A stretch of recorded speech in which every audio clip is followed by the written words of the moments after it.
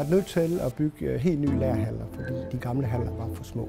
Det har givet os meget mere plads, hvilket vi også skal have, fordi vi vækster så meget, som vi gør. Vores Radius Shuttle, som vi har fået, var vigtigt for os, fordi vi er batstyret, så kan vi få mange flere varer ind på et mindre område.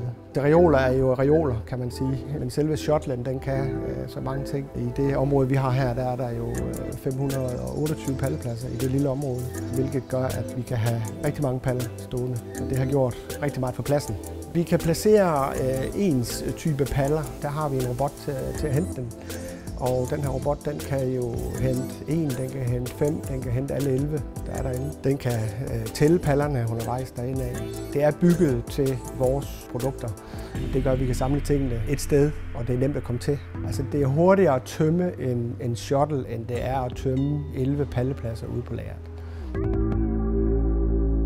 Vi havde nogle gode møder med EAB, og de virkede til at have styr på det, de nu er gode til. Vores oplevelse med EAB, den har været super god og positiv. En god dialog hele vejen igennem. Vi har haft humor indover. Det er også noget, de kan med EAB. Jeg har intet at sætte en finger på. Jeg har fået den hjælp, jeg skulle have. Og ringer man både nærmest uden for arbejdstid, så er de der også. Eller så sender de en mail, så svarer de hurtigt tilbage.